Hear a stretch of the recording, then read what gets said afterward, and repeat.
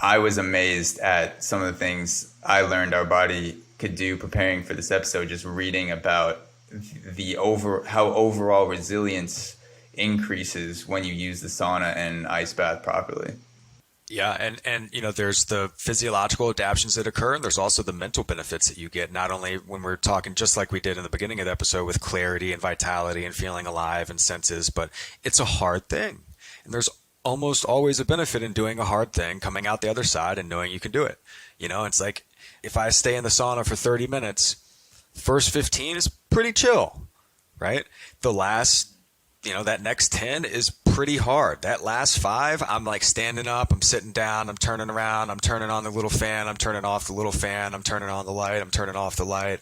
My hands are in my head, right? I got my book, I've closed the book, like wipe my face, close my face, stand up. Like it sucks. It's a mental battle to stay in, and then maybe can you push it a little longer, right? Go 32 minutes, right? Up the temp a little bit, right? But there's benefits from following through and doing the hard thing mentally, in addition to all the physiological benefits, right? I mean, it's a sauna, for example, is a cardiovascular workout. That's one of the main benefits of it, and it's something that when I track it with my watch or if I wear a chest strap or something, my heart rate's in the 140s, 150s. It's a low aerobic workout, and it's zero impact.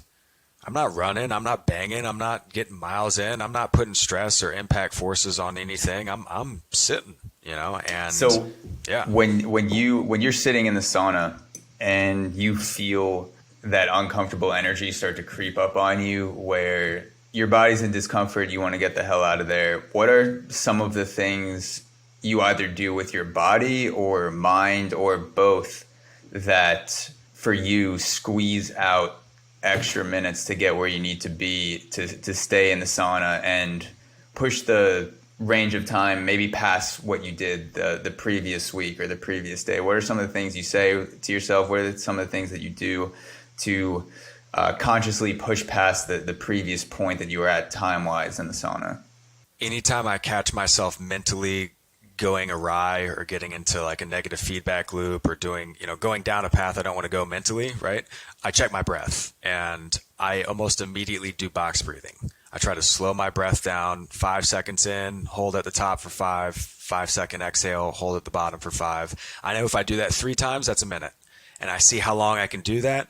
Eventually, especially if my heart rate's kind of raising up and it is getting pretty hot, I'll have to shorten the duration of some or all of those pieces, then maybe I drop down to 3s, or maybe I just go in and do, maybe I need to do a couple long exhales, or maybe I need to just do some quick kind of Wim Hof style breathing, like just to kind of like ramp it up a little bit. But I'll bring an emphasis and a focus to my breath. Typically it's slowing it down. Rarely, sometimes it's ramping it up.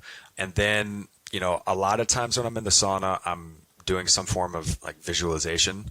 I'll get in and I'll think about being at the end of a race, or I'll think about, just something forward, something uplifting, something momentum or generating or momentous or something like that, just to keep me engaged mentally and not thinking about the hard thing that's happening, not thinking about the discomfort.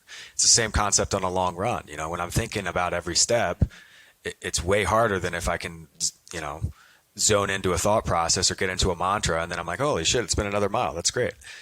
So So it sounds like you use breathing and also different thought processes to focus your mind, like you said, away from the hard thing, a task at the moment, and combine those two can help you push past the time that you thought you might get out, or maybe you would have gotten out at a point in the future. The breath work, slowing the breath, it sounds like the body then follows, and also switching up your thought process can have the effect of making you feel like you can stay in the sauna longer, and then eventually you do.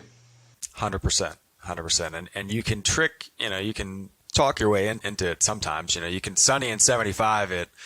It's balmy 60s. You say that to yourself over and over and over and over and over again. And, you can buy some time there. But I think you got to trick your rational mind. You've got to trick your unconscious mind. You've got to just stay in the game, like stay in the fight. like do what you can do to overcome the part of you that wants to quit. And sometimes I'll my bottle's getting too hot. Let me open the door, and I'll like stick the bottle outside, and you get that little waft of fresh air, and then you close the door. But then what I end up doing is I'm like, oh, you fucker. Like, and then I'll go to 35 minutes as opposed to 30, and it just sucks even more, and so it's tricking yourself enough, distracting I did yourself. something similar. I did something similar with my phone to give myself an out. You mentioned you would open the door to cool off the bottle a little bit. I would bring my phone in a lot of times, and so whenever that warning went off on my phone, if I was listening to a song or a podcast where it said, your phone's overheated because you're sitting in a fucking 180-degree sauna, surprise, get out, you fucking idiot. I'd be like, oh, whoa, it looks like my phone can't take it anymore. And I'm going to have to, make sure my phone makes it back into my locker. So as much as I wanted to stay in for another 25 minutes, I just have to get out now because my phone, I can't live without my phone. It's crazy how that works. Yeah, it's the games we play with ourselves, The social aspect, too, I feel like can be part of a game in the sauna because when I was, back in school, if I was in the sauna with 3-4 other guys, maybe even one other person, whether it was a teammate or a stranger, we might not say that we're talking to get ourselves through the discomfort.